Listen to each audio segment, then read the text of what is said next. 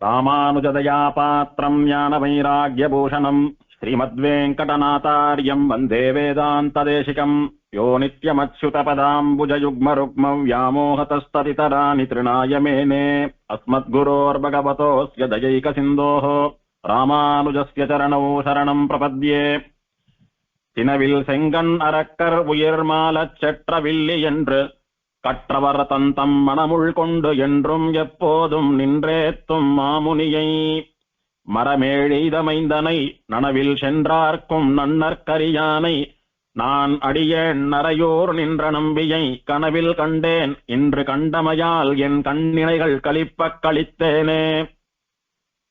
108 திவதேச வைபவங்கள்ல சோழ நாட்டு திருப்பதிகளில் ஒன்றான திருநரையூர்னு சொல்லக்கூடியதான நாச்சியார் கோயில் கஷேத்திரத்தை அனுபவித்துக் கொண்டு வருகிறோம். சாந்தம் சாரத சந்திரகோட்டி வதனம் பீதாம்பராலங்கிருதம் சியாமம் மஞ்சுளநாயகம் சுரதரும் சங்கர்ஷணாத்யைர்விருதம் ஸ்ரீமத் திவ்ய சுகந்த பூதரவரே சம்பூஜிதம் பிரம்மணா சர்வாபீஷ்டபலப்ரதம் நரவபும் ஸ்ரீ ஸ்ரீனிவாசம் பஜே மேதாவி முனி சம்புஷ்டாம் சுகந்தவன சம்பவாம் ஸ்ரீனிவாச பிரியாம் தேவீம் வந்தே வஞ்சுலநாயிகாம் என்று வஞ்சுலவள்ளி தாயாரையும் திருநரையூர் நம்பியம்பெருமானையும் திருவடி தொழுது இந்த சுகந்தகிரின்னு சொல்லக்கூடியதான மலை இங்கே உருவாவதற்கு காரணமாக இருந்த மணிமுக்தா புஷ்கரணிக்கு பெருமையை சேர்த்த பிராட்டியை தேடிக்கொண்டு வந்து பெருமாளுக்கு காட்டிக் கொடுத்து பிராட்டியும் பெருமாளும் சேர்வதற்கு காரணமாக அமைந்த சுவாமி கருத்மானுடைய வைபவத்தை அனுபவிக்கப் போகிறோம். விசேஷமா எங்கும் இல்லாதபடிக்கு இங்கு கல்கருடன் அப்படின்றதா கருத்மானுக்கு பிரசித்தி. எல்லா ஆலயங்களிலும் கருடன் சொல்லக்கூடியவர் மூல விக்கிரகமா கல்லாலே அமைந்திருக்கிறவராக இருந்தாலும் வாகனமாக இருக்கக்கூடியவர் கல்லாலான கருடன் சிலாரூபமானவர் சிற்ப வடிவிலே இருக்கக்கூடியவர் இவரானபடியினாலே இவருக்கு விசேஷமா கல்கருடன் அப்படின்னே பிரசித்தி. எல்லா கோவில்லையும் மூலவர் கல்லாலான மூர்த்தியாகத்தானே இருப்பார். ஏன் இவருக்கு மாத்திரம் பிரசித்தியா கல்கருடன் வழங்கப்படுறதுன்னு சொன்னால் அவள்லாம் மூலபிம்பமா இடத்தை விட்டு அசையாதவாளா இருக்கா. இவர் மூலவராகவும் எழுந்தருளி இருக்கிறார், உற்சவராகவும் செயல்படுகிறார், வாகனமாகவும் செயல்படுகிறார். மூலவர் என்று சொன்னால் ஒரு இடத்தை விட்டு அசையாம அங்கேயே ஸ்திரமாக இருந்து எழுந்தருளி இருந்து சேவை சாதிக்கக்கூடிய மூர்த்தி. அப்படி வருஷத்துல 2 நாள் தவிர மற்ற எல்லா நாள்களும் ஸ்திரமாக எழுந்தருளி இருந்து மூலவராக சேவை சாதிக்கக்கூடியவர். உற்சவர்னு சொன்னா இடத்தை விட்டு நகர்ந்து புறப்பாடு வீதி உற்சவம் எல்லாம் கண்டருளக்கூடியவராக இருக்கணும். அப்படியும் இவர் வருஷத்துக்கு 2 நாள் உற்சவம் கண்டருளுகிறார். எம்பெருமானுடைய வாகனமாகவும் இருக்கிறார். உற்சவர்னு சொன்னா இவருக்கு வீதி புறப்பாடு பண்றதுன்னு இல்லாம இவர் பேர்ல எம்பெருமானை எழுந்தருள பண்ணி எம்பெருமானுக்கு வாகனமாக இவர் எழுந்தருளி இருக்கிற சிறப்பை பற்றி கல் கருட வாகனம் கல்லாலான கருட வாகனம் என்கிற பிரசித்தியினாலே கல்கருடன் அப்படின்னு வழங்கப்படுறது. பொதுவா நம்முடைய சம்பிரதாயத்திலே பகவன் மூர்த்தியினிடத்திலே திரவிய நிரூபணம் பண்ணுவது அபச்சாரம் அப்படின்னு சொல்றோம். அதாவது பெருமாளுடைய ஆழ்வாராச்சாரியாளுடைய விக்கிரகம் எதனாலே பண்ணப்பட்டது அப்படின்ற புத்தி கூடாது. இது மரத்தாலானது, இது கல்லாலானது, இது உலோகத்தினாலே ஆனது அப்படின்னு எல்லாம் அந்த ஆராய்ச்சி புத்தி எல்லாம் கூடாது. அது அபச்சாரம் அப்படின்னு சொல்றது உண்டு. இருந்தாலும் அத்திவரதர் கல்கருடன் அப்படின்னு எல்லாம் பிரசித்தியா குறிப்பிடுவதற்கு காரணம் அதிலே இருக்கக்கூடிய விசேஷத்தை பற்றி. பொதுவா மரத்தை ஜலத்துல போட்டு வச்சா மரம் வீணா போயிடும். ஆனா மரத்துல இருந்துட்டே எத்தனையோ வருஷங்களா எம்பெருமான் நலமாக சுத்தமாக எழுந்தருளி இருக்கிறான், அவனை பிரத்யட்சமா சேவிக்கிறோம் அப்படின்ற காரணத்தினாலே அந்த தெய்வாம்சமான பிரசித்தியை பிரசஸ்தியை தெரிவிப்பதற்காக அத்திவரதர்னு சொல்றது. அந்த மாதிரி எங்கும் கல்லாலான வாகனங்களை புறப்பாடு கண்டருளி பார்த்ததில்லை. இங்கே விசேஷமாக அன்னையிலிருந்து இன்னைக்கு வரைக்கும் அப்படி நடந்துட்டு இருக்கு.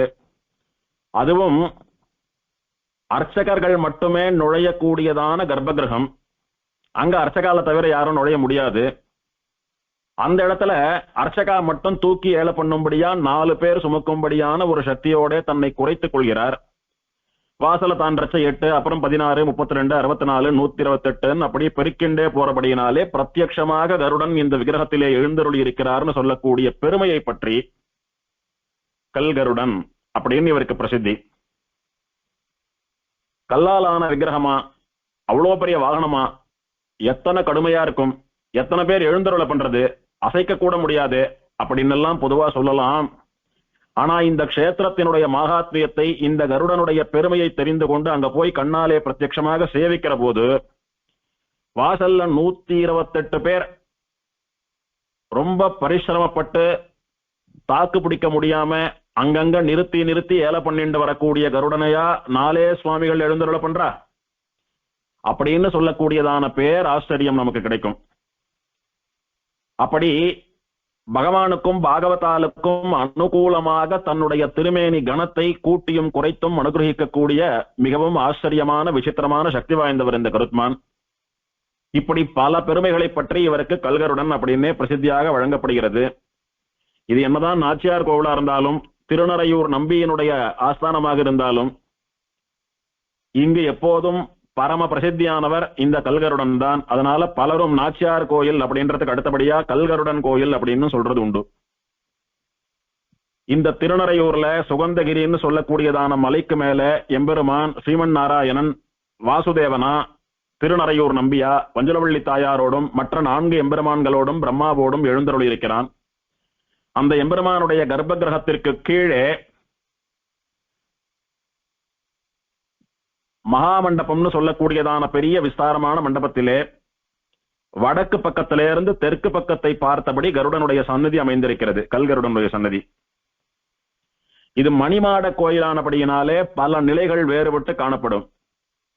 வாசல்ல ராஜகோபுரத்திலேருந்து பாக்கிறச்ச தரமட்டம், அங்கே இருந்து நேர உள்ள போனோமானா கொடிமரம் எல்லாம் தாண்டி உள்ள போறச்ச இன்னும் கொஞ்சம் மேடாருது, சில படிகள் ஏறி ஒரு மேடு, அந்த மேடு கொஞ்சம் தூரத்துக்கு அப்படியே போறது. அங்கே இருந்து கொஞ்சம் தூரம் போனோமானா இன்னும் கொஞ்சம் தூரம் கழித்து இன்னும் சில படிகள் திரும்பவும் நிலை உயர்கிறது, திரும்பவும் மேடு. அதுக்கப்புறம் கல்கருடன் வரார். கல்கருடனை சேவிச்சுட்டு இன்னும் சில படிகள் ஏறி மேட்டுக்கு போனோமானா அந்த மேட்ல தான் மாடம் போல இருக்கக்கூடிய அமைப்பிலே திருநறையூர் நம்பி வஞ்சலவள்ளி தாயாருடையதான கர்ப்பகிரகம். இப்படி பல படிநிலைகளில் வேறுபட்டு காணக்கூடிய மணிமாட கோயிலிலே எம்பெருமானுடைய கர்ப்பகிரகத்துக்கு கீழ்பாகத்தில் எம்பெருமானுக்கு இடது பக்கத்தில் எம்பெருமானை சேவித்துக் கொண்டிருப்பவரா இந்த கல்கருடன் எழுந்தருளிருக்கிறார். கருடன், கருத்மான், பக்ஷிராஜன், வைனதேயன், மங்களாலயன், புள்ளரசு, பெரிய திருவடி, சுபர்ணன், தார்க்ஷ்யன், பக்ஷேந்திரன் அப்படின்னு பல திருநாமங்களாலே கொண்டாடப்படக்கூடிய இந்த கருடன் மங்கள ஆலயன், பெயருக்கேற்றபடி மங்களங்கள் வசிக்கக்கூடிய இடமாக கருதப்படுகிறார். இவரை போய் சேவித்த மாத்திரத்தில் நமக்கு மங்களம் ஏற்படும். இவரை பிரார்த்திச்சென்ற மாத்திரத்தில் எல்லா மங்கள காரியங்களும் கைகூடும். இவருடைய பிரசாதமும் இவருடைய அனுகிரகமும் மட்டும் இருந்து கொண்டே இருந்தால் நமக்கு எப்போதும் மங்களம் உண்டாகும். அதனால சர்வ மங்களங்களும் சமஸ்த மங்களங்களும் குடிகொள்ளக்கூடிய கோயில் இவர். அதனால மங்கள ஆலயன்னு சொல்லக்கூடியது இந்த கருடனுடைய விசேஷமான திருநாமம். பெருமாள் பிராட்டியை விட உபசாரங்கள், அர்ச்சனைகள், விசேஷமான பிரார்த்தனைகள், உற்சவங்கள், ஜனங்களுடையதான பக்தி, ஆராதனம் இதெல்லாம் மிகுந்து காணப்படுவது இந்த க்ஷேத்திரத்துல இந்த கல்கருடனுக்குத்தான். அப்படி கண்கண்ட கலியுக வரதனா பிரத்யக்ஷ வரப்பிரசாதியாக இருக்கக்கூடியவர். இது கிட்டத்தட்ட திருவேங்கடமுடையானுடையதான ஆஸ்தானம். பல ரீதிகள்ல திருவேங்கடமுடையானே தான் இந்த திருநறையூர் நம்பின்னு பார்த்தோம். ஆனால் திருவேங்கடமலையிலே திருவேங்கடமுடையானுக்குத்தான் பிரசஸ்தி, அவருக்கு தான் பிராதான்யம் அங்கே. ஆனால் இங்கே திருவேங்கடமுடையானான நரையூர் நம்பியை விட நாச்சியாருக்கு பிராதானியம், இவா 2 பேரை விடவும் கல்கருடனுக்கு பிராதானியம்னு சொல்லும்படியாக அவருடையதான கோலாகலமான வைபவம் அமைந்திருக்கிறது. வேறு எந்த திவ்ய தேசங்களிலும் வேற ஆலயங்களிலும் இல்லாத ஒரு சிறப்பு, இவர் நகரக்கூடிய வாகனமாக இருந்தாலும் சிலாரூபமாக இருக்கிறார். சில பேர் இவருடைய திருமேனி சாலக்கிராமத்தினாலே ஆன திருமேனி, சாலக்கிராமமயமான மூர்த்தி இவர்னு சொல்றார். வாகன அமைப்பிலே இருக்கக்கூடியவர். பொதுவா கருடன் மூலவரா கோவில்ல இருக்கார் அப்படின்னா நிந்துண்டு கை கூப்பிட்டு இருப்பார் பெருமாளை பார்த்து. சில இடங்கள்ல மண்டியிட்டு கொண்டு கை கூப்பிட்டு இருப்பார். சில இடங்கள்ல மண்டியிட்டு கொண்டு ஒரு காலை முட்டி போட்டுண்டு ஒரு காலை அப்படி தூக்கி வச்சுண்டு பறப்பதற்கு சித்தமான நிலையிலே எழுந்தருளி இருப்பார். எப்படி இருந்தாலும் மூலவராக இருக்கக்கூடிய கருடன், பெருமாளுக்கு முன்னாலே இருக்கக்கூடிய பெரிய திருவடி, நின்றிருந்தாலும் முட்டி போட்டிருந்தாலும் அமர்ந்து கொண்டிருந்தாலும் பறப்பதற்கு தயாரான நிலையிலே இருந்தாலும் பெருமாளை பார்த்து கையை தான் கூப்பிட்டு இருப்பார். அஞ்சலி ஹஸ்தமாகத்தான் வைத்துக் கொண்டிருப்பார். ஆனால் கருட வாகனம்னு சொல்றோமே, பெருமாள் எந்த வாகனத்திலே எழுந்தருளி கருட சேவ உற்சவத்தை கண்டருளுகிறானோ அந்த கருட வாகனத்திற்கு கை குவிந்திருக்காது. அந்த கருத்மான் கையை கூப்பிட்டு இருக்க மாட்டார், அஞ்சலி ஹஸ்தம் கிடையாது. தன் 2 திருக்கரங்களாலும் எம்பெருமானுடைய 2 திருவடிகளை ஏந்தும்படியா 2 கையையும் அப்படியே பின்னோக்கி பெருமாளுடையதான பிஞ்சு திருவடிகளை ஏந்துவதற்கு சித்தமா, எம்பெருமானே இதோ என்னுடைய கைகளிலே உன் திருவடியை வைத்துக்கொள், குழந்தைய போல ஆச்சரியமா ஆசையா உன்னுடைய பாதங்களை பிடிச்சிட்டு அப்படியே நான் உன்னை சுமந்துண்டு போறேன்னு சொல்வது போல கைகளை பின்னோக்கி வைத்துக் கொண்டிருப்பார். சில திவதேசங்களில் கைகளை முன்னோக்கி வைத்துக் கொண்டிருப்பார். எம்பெருமான் ரொம்ப ஒய்யாரமா 2 காலையும் தொங்க போட்டுண்டு விசேஷமா அப்படி ஆச்சரியமான ஒரு சேவை சாதிக்க போறான் அப்படின்னா, அந்த மாதிரி சாத்துப்படி பண்ணக்கூடிய திவதேசங்கள்ல முன்பக்கமாகவே கையை அப்படியே அகலமா வச்சுருப்பார். பெருமாளுடைய திருவடி அப்படியே நீண்டு வந்து கருடனுடைய கழுத்துக்கு 2 பக்கமா வந்து கருடனுடைய முகத்துக்கு முன்னால கருடன் கையிலே வந்து அமரும்படியாக இருக்கும். சில திவதேசங்கள்ல பின்பக்கமா கையை வச்சுருப்பார். எம்பெருமான் ரொம்ப பரிசிரமப்படாம சர்வசாதாரணமா அப்படியே திருவடி எடுத்து கருடனுடைய திருக்கையில வைத்து எழுந்தருளும்படி இருக்கும். இது வாகனத்திற்கு மட்டுமே இருக்கக்கூடியதான கை அமைப்பு. அந்த மாதிரி வாகனத்துக்கே உரிய கை அமைப்போடைய கூட முன்பக்கமாகவே கைகளை ஏந்தி கொண்டு பெருமாளுடைய திருவடிகள் எப்போது என் கையிலே வந்து இறங்கும், அவரை சுமந்துண்டு எப்போது நான் பரப்பேன் அப்படின்னு பகவத் கைங்கரிய ருச்சியோடைய கூட ஆசைப்பட்டு கொண்டிருப்பவராக நீண்ட சிறகுகள் ஒரு திவதேசத்தை எம்பெருமான தோல்ல எழுந்தருள பண்ணிட்டு அப்படியே வீதி புறப்பாடு வரணும், ஆகாச மார்க்கத்துல சஞ்சரிக்கணும்னு சொன்னா விஸ்தாரமான பெரிய சிறகு வேண்டாமோ? அப்பேற்பட்ட நீள் சிறகோடைய கூட நீண்ட திருமுடியோடைய கூட நீண்ட நெடிதாக வளர்ந்த திருமேனியோட கூட பெரிய திருமேனியா எம்பெருமான் 2 திருவடிகளையும் போட்டு ஒய்யாரமாக எழுந்தருளக்கூடிய விஸ்தாரமான பெரிய திடமான தோள்களோட கூட மிடுக்கோடும் வீரத்தோடும் காம்பீரியத்தோடும் எடுப்பான தோற்றத்தோடும் கூட பார்த்த மாத்திரத்திலேயே பக்தியையும் பயத்தையும் வரவழைக்கக்கூடியவராக எழுந்தருளியிருக்கிறார் இந்த கல்கருடன். திருப்பார்கடலில் எம்பெருமானோடு கூட பொய்க்கோபம் கொண்டு சண்டை போட்டு பிரிந்து வந்து இந்த சித்தேத்திரமான திருநறையூரில் மேதாவி மகரிஷியனுடைய மகளாக வளர்ந்து வந்தாள் தாயார். அவளை ஆகாச மார்க்கமாக தேடிக்கொண்டு வந்து இந்த க்ஷேத்திரத்திலே தாயார் இருப்பதை பெருமாளுக்கு குறிப்பாலே உணர்த்தி பெருமாள் பிராட்டியின் கைத்தலம் பற்ற காரணமானவராக இருந்து பெருமாள் இங்கே வஞ்சலவள்ளி தாயாரோடு சேர்ந்து சீனிவாச க்ஷேத்திரமா இது ஆவதற்கு காரணமாக இருந்தவர் இந்த கல்கருடன். அன்று தொடங்கி இன்று வரைக்கும் ஏன் என்றைக்கும் அந்த எம்பெருமானுடைய அந்த பிராட்டியனுடைய அனுகிரகத்தினாலே இந்த க்ஷேத்திரத்தை விட்டு அகலாமல் இங்கேயே நித்தியவாசம் பண்ணிக்கொண்டு நித்திய சாநித்தியம் பண்ணிக்கொண்டு அந்த பெருமாள் பிராட்டியை தேடி வரக்கூடிய அடியவர்கள் தன்னிடத்திலே விரும்பி தொழுது பிரார்த்திக்கக்கூடிய அத்தனை வரங்களையும் உடனே நிறைவேற்றக்கூடிய மகா வரப்பிரசாதியாக எழுந்தருளியிருக்கிறார் இந்த கருடன். இவருக்கும் பெருமாளை போல பிரதானமான உபசாரங்கள் ஆராதனங்கள் தான் இந்த திவதேசத்திலே இன்றும் நடக்கின்றன. பெருமாள் தாயாருக்கு போலே தினம் 6 காலம் திருவாராதனம் இவருக்கு. எம்பெருமான் பிராட்டியினுடைய மகா பக்தி சிகாமணியானபடியினாலே பெருமாள் பிராட்டிக்கு கண்டருளின பிரசாதத்தை கொண்டு தினமும் 6 கால திருவாராதனம். பெருமாள் தாயார் திருவாராதனம் ஆனாவிட்டு அடுத்த திருவாராதனம் கல்கருடனுக்குத்தான். பெருமாள் பிராட்டி அம்சேஞ்ச பிரசாதங்களையே இவருக்கும் கண்டருள பண்றார். இப்படி தனக்கு பிரியமான பெருமாள் பிராட்டியை பிரியமான கல்யாண கோலத்திலே சேவித்துக் கொண்டு அங்கு வரக்கூடிய அடியவர்களையும் ரட்சித்துக் கொண்டு அந்த எம்பெருமானுடைய பிரசாதத்தையும் ஏற்றுக்கொண்டு கருடன் இங்கே ஆச்சரியமாக அமர்ந்து கொண்டிருக்கிறார். இப்படி இவர் மனசுக்கு பிடிச்ச மாதிரி சந்தோஷமான ஒரு அமைப்போட கூட இவருக்கு என்னென்னவெல்லாம் ஆசையோ, பெருமாள் சேவை, பெருமாள் பிரசாதம், அடியவர்களுக்கு உதவி பண்றது, இப்படி என்னென்னவெல்லாம் இவருக்கு திருவுள்ளமோ அதெல்லாம் நடந்துட்டு இருக்கிறபடினாலே அத்தனை சந்தோஷமாக கருடன் இங்கே எழுந்தருள் இருக்கிறார். அந்த சந்தோஷத்துல அவர் மிதக்கரைச்ச நாம எதை போய் கேட்டாலும் இல்லைன்னு சொல்லாமல் நமக்கு உடனே பண்ணி வைக்கக்கூடிய மகா சக்திமான் இவர். அதனாலதான் இவர் என்ன பிரார்த்திச்சுட்டாலும் உடனே நடக்கிறது. இந்த கல்கருடன் இந்த க்ஷேத்திரத்துக்கு எழுந்தருளினதை பத்தி புராணத்துல இருக்கக்கூடிய விஷயங்கள் இப்ப சொன்னதெல்லாம்.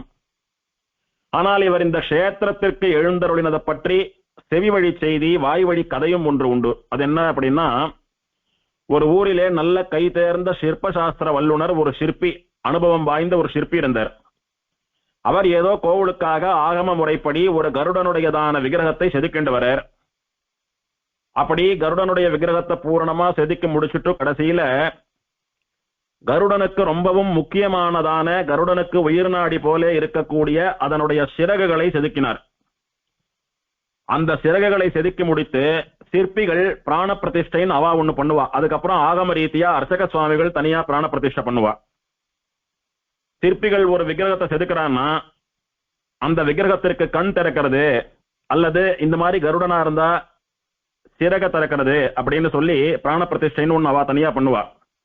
அதன் பிறகு சுத்தி புண்ணியாக வாசனம் எல்லாம் பண்ணி ஆகம சாஸ்திர ரீதியிலே அர்ச்சக சுவாமிகள் ஸ்ரீ வைஷ்ணவா அவா தனியா பண்ணுவா. அந்த மாதிரி இந்த சிற்பியானவர் சிறகுகளை செதுக்கி பிராண பிரதிஷ்டை பண்ணினார். அப்ப என்ன அர்த்தம்? கிட்டத்தட்ட அந்த விக்கிரகம் பூர்த்தி ஆயிடுத்து, அதற்கு ஒரு உருவம் வந்து விட்டது, ஒரு உயிர் வந்துடுத்துன்னு அர்த்தம். இவர் அந்த சிறகுகளை செதுக்கி பிராண பிரதிஷ்டை பண்ண அடுத்த க்ஷணம் இந்த கருடன் அப்படியே மேலே எழுந்து ஆகாசத்துல பறக்க ஆரம்பிச்சுட்டாராம். சிற்பி ரொம்ப அதிர்ச்சி ஆயிட்டார். எத்தனை கஷ்டப்பட்டு நாம பார்த்து பார்த்து நுணுக்கமா பண்ணிருக்கோம், இவர் பாட்டுக்கு பறந்து போயிட்டாரானா என்ன பண்றதுன்னு பயத்துல பதட்டத்துல என்ன பண்ண, கையில இருந்துன்ற ஒரு உளி, கல்ல செதுக்கக்கூடியதான ஒரு உளியை எடுத்து அப்படியே அந்த கருடன் மேல தூக்கி போட்டாராம். போட்ட உடனே கருடனுடைய சிறைகளை ஏதானும் ஒரு அடி ஏற்பட்டு அந்த கருடன் திரும்பவும் கீழே வந்துடுவார் அப்படின்ற எண்ணத்துல அவர் போட்டிருக்கார். இவர் தூக்கி போட்ட அந்த கல்ல செதுக்கக்கூடியதான உளி கருடனுடைய மூக்குல பட்டு லேசான ஒரு காயம் வந்து லேசா ரத்தம் வந்திருக்கு கருடனுக்கு. ஆனாலும் கூட அவர் என்ன எண்ணத்துல தன் மேல போட்டார்னு புரிஞ்சுட்டு கருடன் கீழே வந்துட்டார், திரும்ப மேல பறக்க ஆரம்பிக்கல, கீழே வந்துட்டாராம். அந்த மாதிரி ஆகாசத்துல பறக்க ஆரம்பித்த கருடன் மேல அதனுடைய சிறகுகள் மேல குறி வைத்து இவர் கல்லை செதுக்கக்கூடிய உளியை எறிந்தார். அது தவறுதலா மூக்குலப்பட்ட காயம் வந்தது. ஆனாலும் இவருடைய எண்ணத்தை புரிந்து கொண்டு எங்க அந்த நேரத்துக்கு பறந்துட்டு இருந்தாரோ அந்த இடத்துல அப்படியே தரை இறங்கிட்டாராம் கருடன். அப்படி அந்த கல்கருடன் வந்து தரையிறங்கின க்ஷேத்திரம் இந்த நாச்சியார் கோயில்னு சொல்லக்கூடியதான திருநறையூர் க்ஷேத்திரம். மஞ்சுளவள்ளி தாயார் நரையூர் நம்பியினுடையதான ஆஸ்தானம் அப்படின்னு ஒரு கதை சொல்றார். எப்படி இருந்தாலும் இவர் கல்கருட விக்கிரகமாகவே இங்க வந்து சேர்ந்திருந்தாலும் சரி, அல்லது ஸ்ரீவைகுண்டத்த கருடனா இங்க வந்து பின்னாலே விக்கிரகமாக இருந்தாலும் சரி, தான் விரும்பி உரையக்கூடிய க்ஷேத்திரம் இது. கருடனுக்கு மிகவும் பிராதானியம் இருக்கக்கூடிய க்ஷேத்திரம் இது. மூர்த்தி பிரபாவம், தீர்த்த பிரபாவம், க்ஷேத்திர பிரபாவம் என்று எல்லாவற்றிலும் கருடனுக்கு பிராதானியம் இருக்கக்கூடியதான உத்தமமான திவ்யதேசம் இது. இங்கு போல் கருடன் விசேஷமாக எங்கும் கொண்டாடப்படுவதில்லை அப்படின்னு சொல்லக்கூடிய அளவுக்கு கருடனுக்கு ரொம்பவும் விசேஷமான க்ஷேத்திரம் இது. இந்த கருடன் பொதுவா சர்ப்பங்களுக்கும் கருட பட்சிகளுக்கும் ஆகாது, பகைன்னு சொல்லுவா. அந்த மாதிரி பல அட்டோழியம் பண்ணி கொண்டிருந்த, அழிசாட்டியம் பண்ணி கொண்டிருந்த ரொம்பவும் குரூரமான சர்ப்பங்களை எல்லாம் கூட கருடன் தன்னுடைய வல்லமையினாலே அடக்கி இருக்கிறார். அடக்கி அவைகளோடு பொருது அவைகளை வென்று அவற்றை தம்முடைய ஆபரணமாக அணிந்து கொண்டிருக்கிறார் கருடன். அதே மாதிரி இங்க விக்கிரக ரூபியா எழுந்தருள் இருக்கக்கூடிய இந்த கல்கருடனுக்கும் நிறைய சர்ப்பங்கள் ஆபரணமாக திகழ்கிறார்கள் திருமேனியிலே. அர்ச்சக சுவாமியானவர் சேவை பண்ணி வைக்கிற போது நமக்கு சொல்லி வைப்பார். வாமகடகே அனந்தம், கருடன் தன்னுடைய இடது கையிலே எம்பெருமானுடைய படுக்கையான திருவனந்தாழ்வான்னு சொல்லக்கூடிய ஆதிசேஷனை அப்படி கை வங்கியாட்டமா விளையாட்டமா சாத்தின்னு இருக்கார். புஜாந்தரே குளிகம், வலது கையிலே குளிகன்னு சொல்லக்கூடிய பாம்பை நாகாபரணமா வளையமாட்டு சாத்தின்னு இருக்கார். யக்ஞசூத்ர அர்த்தம் வாசுகிம், வாசுகின்னு சொல்லக்கூடியதான சர்ப்பத்தை பூணூலா யக்ஞோபவீதமா தரிச்சுட்டு இருக்கார். கட்டிசூத்ராய தக்ஷகம், தக்ஷகன்னு சொல்லக்கூடிய பாம்பை இடுப்பிலே அரைஞான் கயிறு போல கட்டிசூத்திரமா தரிச்சுட்டு இருக்கார். வாஸ்தவத்துல அரைஞான் கயிறுன்னு சொல்லக்கூடியது வேற, கட்டிசூத்திரம் வேற. கட்டி அப்படின்னா அரை இடுப்பு, சூத்திரம் அப்படின்னா பொதுவா நூல் அர்த்தம். ஸ்திரீகள் கழுத்திலே அணிந்து கொள்ளக்கூடிய திருமாங்கல்யத்திற்கு மங்கள சூத்திரம்னு பேரு. உபநயனமான புருஷா மார்பிலே அணிந்து கொள்ளக்கூடிய பூணலுக்கு யக்னி சூத்திரம் அப்படின்னு பேரு. அந்த மாதிரி யாகம் பண்ணக்கூடியவர்கள், அக்னிஹோத்திராதிகள் எல்லாம் பண்ணக்கூடியவர்கள், இஷ்டி எல்லாம் பண்ணக்கூடியவர்கள் மார்பிலே பூநூல் அணிந்து கொள்வது போல இடுப்பிலே வெள்ளை நூலினாலே ஆன ஒரு சூத்திரத்தை அணிந்து கொள்வார்கள். அதற்கு கட்டி சூத்திரம்னு பேரு. அது இல்லாம யாகம் முதலான சம்ஸ்காரங்களை பண்ணக்கூடாதுன்னு சாஸ்திரம். யாக யஜ்ஞாதிகள்லாம் பண்ற வைதிகால் தீட்சித்தால் அதை கண்டிப்பா இடையில அணிந்து கொண்டிருப்பார்கள். அரைஞான் தனியா இருக்கும், இது தனியா இருக்கும். அந்த கட்டிசூத்திரம்னு சொல்லக்கூடியது யக்ஞோபவீதம் எப்படி ஒரு அனுஷ்டானத்திற்கும் அவசியமாகிறதோ, யக்ஞோபவீதம் இல்லைன்னா அவன் எப்படி பிராமணன் இல்லையோ, அந்த மாதிரி கட்டிசூத்திரம் இல்லைன்னா அவன் அக்னி சம்ஸ்காரம் பண்ண யோக்கியத்தை அற்றவன் சாஸ்திரமானபடியினாலே வைதிகாலா இருக்கிறவா அக்னி சம்ஸ்காரம் எல்லாம் பண்றவா நிச்சயம் அந்த கட்டிசூத்திரத்தையும் போட்டுருப்பா. அப்படி தக்ஷகன்னு சொல்லக்கூடிய பாம்பை கட்டிசூத்திரம், அதாவது இடுப்பிலே அணியக்கூடிய நாணாகவும் கயிறாகவும், ஹாராய கார்கோட்டகம், கார்கோட்டகன்னு சொல்லக்கூடிய பாம்பை கழுத்திலே மாலையாகவும், தக்ஷிண கர்ணே பத்மம், பத்மன்னு சொல்லக்கூடிய பாம்பை வலது காதிலே தோடாகவும், வாமகர்ணே மகாபத்மம், மகாபத்மன்னு சொல்லக்கூடிய சர்ப்பத்தை இடது காதிலே தோடாகவும், ஸ்திரப்பிரதேசே சங்கம், சங்கன்னு சொல்லக்கூடியதான சர்ப்பத்தை ஸ்திர ஆபரணம், அதாவது தலையை அலங்கரிக்கக்கூடிய ஆபரணமாக சூடாமணியாக சாற்றிக் கொண்டிருக்கிறார்.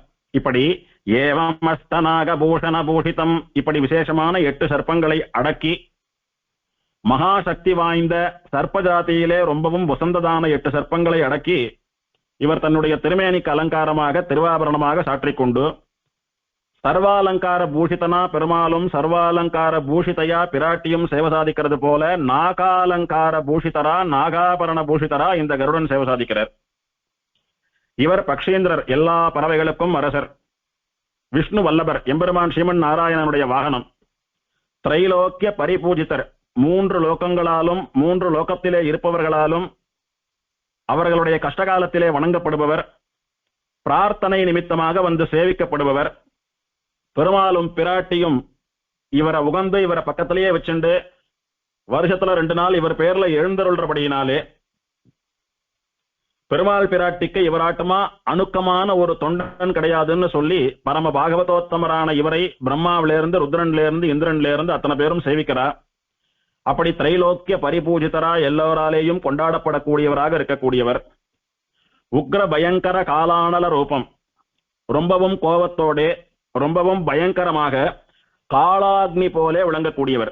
அதாவது நிருசிம்மன், சுதர்சனர், கருடன் இவாளுக்கெல்லாம் ஒரு ஒற்றுமை உண்டு. என்னன்னா, அடியார்களான நம்மிடத்திலே மிகவும் குளிர்ந்த சுபாவத்தோடே சந்திரனை போல இருப்பார். பகவானுக்கும் பாகவதாலுக்கும் விரோதியாக இருக்கக்கூடிய துஷ்டாளுக்கு பயத்தை ஏற்படுத்தக்கூடிய, எப்போதும் உக்ரமாக இருக்கக்கூடிய, கண்களாலேயே அவர்களை பொசுக்கக்கூடியதான ஒரு தீக்ஷண்யத்தோட கூட காலாக்னி போலே, காலாக்னின்னு சொன்னால் பிரளய காலத்திலே லோகங்களை எல்லாம் எரிக்கக்கூடிய சக்தி படைத்த மகா தேஜஸான அக்னியை போலே விளங்கக்கூடியவர். கருத்மானிடத்திலே, நிருசிம்மனிடத்திலே, சுதர்சனிடத்திலே யாரா இருந்தாலும் பயந்து நடுங்கி அடிபணிந்துத்தான் ஆக வேண்டும். அப்படி உயர்ந்த காலானல ரூபியாக இருக்கக்கூடியவர். குங்குமாருண சர்வாங்கம், குங்குமப்பூவை குழைச்சு சாத்தினது போல குங்கும நிறத்திலே திருமேனியை உடையவர். குங்குமப்பூ விழுது காப்பை இவர் சாத்திக்கிறதுலே ரொம்ப பிரீத்தி உடையவர். குந்தேந்து தவலானனம், தும்பை மலரை போலவும் சந்திரனை போலவும் வெண்மையான நிறத்தை கழுத்திலே உடையவர். திருமேனி முழுக்க குங்கும வர்ணம், கழுத்துல ஒரு வளையமாட்டம் வெள்ளை நிறம். வஜ்ரணகாய, இவருடைய நகங்கள் எல்லாம் அப்படி வஜ்ரத்தை போலே வைரத்தை போல அத்தனை கடுமையா இருக்கும். ஒரு நகம் பட்டாலும் அப்படியே கிழிச்சிடும். வஜ்ரதுண்டாய, இவருடைய மூக்கும் கூட வைரத்தை போல அத்தனை கடினம். பொதுவா கருட பட்சிகளுக்கு மூக்கு ரொம்பவும் கடினமா இருக்கும். இவர் பக்ஷிராஜனான கருடனானபடியினாலே ரொம்பவும் ஸ்திரமான ஒரு மூக்கு இருக்கு, தீர்க்கமான மூக்கு. யாருக்கான மூக்கு கொஞ்சம் அப்படி தீர்க்கமா இருந்தா கருட நாட்டமா இருக்கிற இந்த சுவாமின்னு சொல்றது வழக்கம். பார்ப்பதற்கு மட்டுமல்ல, பிரபாவத்தினாலும் ரொம்ப விசேஷமான சக்தியுடையதான மூக்கு. இவருடைய அழகுன்னு சொல்லக்கூடிய அந்த துண்டம் மூக்கினால ஒரு கீறு கீறினாரானா அவன் பிழைக்கிறது கஷ்டம். அது விரோதிகளை மட்டும் பண்ணக்கூடியவர். வஜ்ரதந்தாய, பற்களும் கூட வைரத்தை போலே கடினமான பற்கள். வஜ்ரதம்ஷ்டாய, வைரத்தை போலே கடுமையான கோரை பற்களை உடையவர். சர்வ விஷநாசினே, எப்பேற்பட்ட விஷமாக இருந்தாலும் அதை முறிக்கக்கூடிய சக்தி படைத்தவர். விஷஹாரினே, விஷத்தையே அழிக்கக்கூடியவர், விஷத்திற்கு விஷமானவர். நிருசிம்மனுக்கு மிருத்யோஹோ மிருத்யோ அப்படின்னு எல்லாம் பேர் உண்டு. யமனுக்கே யமன் நிருசிம்மன். அந்த மாதிரி விஷத்தையே அழிக்கக்கூடிய விஷம் யாருன்னு சொன்னா கருத்மான். வைனதேயம், வினதா மாதாவினுடையதான புத்திரர். எம்பெருமானுக்கு வாகனமாக இருந்து சேவை சாதிக்கக்கூடிய கருத்மான் இந்த க்ஷேத்திரத்திலே கல்கருடன் என்கிற பெயரிலே தராரஹித ஸ்ரீயா சகித உற்சவ மூர்த்தியுதாய ரிஷி பிரார்த்தனானுகுணம் உற்சவே சதா அக்ரே கதாயாக வாகனாரூடாயாக மகிஷ்யாக பశ్చాத் அனுகாமினே யஸ்யா வீக்ஷ்ய முகம் ததிங்கித பராதீனோ விதபேகிலம் யஸ்யா இந்த கருத்மான் தராரஹித ஸ்ரீயா சகித உற்சவ மூர்த்தியுதாய வாகினி குர்வதே. இவர் பார்ப்பதற்கு மூலவர் போலே ஸ்திரமா ஒரு இடத்துல கருங்கல் திருமேனியோடு கூட இருந்து கொண்டிருந்தாலும் வருஷத்துல 2 நாள் கருடோத்சவ புறப்பாடு சமயத்திலே தராரஹித பூமி தேவி இல்லாமல் ஸ்ரீயா சகித ஸ்ரீதேவியான வஞ்சுலவள்ளி தாயாரோடு மட்டும் எழுந்தருளி இருக்கிற உற்சவ மூர்த்தியுதாய உற்சவ மூர்த்தியான திருநறையூர் நம்பி நாச்சியார் கோயில் ஸ்ரீனிவாசன் இருக்கிறானே அவனுக்கு வாகனமாக செயல்படக்கூடியவர். தராரஹித ஸ்ரீயா சகித என்பதினாலே நாச்சியார் கோயிலாக இருந்தாலும் பூமி பிராட்டி ஆண்டாள் உபயநாச்சிமார் முதலான மற்ற நாச்சியார்களுக்கு பிரசஸ்தி இல்லை. பிரதானமா தாயாருக்கே உரிய ஆஸ்தானம் ஸ்ரீதேவியினுடைய ஆஸ்தானம். அதனால நாச்சியார் கோயில் என்று பெயர் பெற்ற பெருமையுடையதுன்னு வர்ணிக்கப்படுறது. இந்த வஞ்சுலவள்ளி தாயாரினுடைய திருத்தகப்பனாரான மேதாவி மகரிஷி பெருமாளை 4 வரம் கேட்டார், பெருமாளும் கொடுத்தார். அதன்படி பெருமாளை சேவிச்சென்றிருக்காருன்னு சலபுராணத்துல பார்த்தோம். அதோடு கூட இவர் வரம் கேட்டு முடிச்ச உடனே கருடன் வரம் கேட்டார் பெருமாளை. உங்களுடைய அழகை இங்க இருந்து சேவிச்சென்றிருக்கணும்னு ஆசைப்படுறேன், இங்க இருந்து எங்கேயும் போக விரும்பல, ஸ்ரீவைகுண்டமாட்டமா திருப்பார்கடலாட்டமா இங்கேயும் கூட உங்களுக்கு வாகனமா இருந்து கைங்கரியம் பண்ணணும்னு நினைக்கிறேன். உங்களை தேடி வர அடியவர்களுக்கெல்லாம் நானே வரம் கொடுக்கக்கூடிய சக்தியை கொடுங்கோ, நான் வரப்பிரசாதியா இருந்துருக்கேன் இப்படி எல்லாம் கேட்டார். பெருமாள் தாயார் சரின்னு வரம் கொடுத்தா இவர் இருந்துருக்காருன்னு. அப்ப மேதாவி ரிஷி பார்த்தார், நம்ம பொண்ணை கல்யாணம் பண்ணிக்கிறதுக்காக பெருமாள் வந்தார்.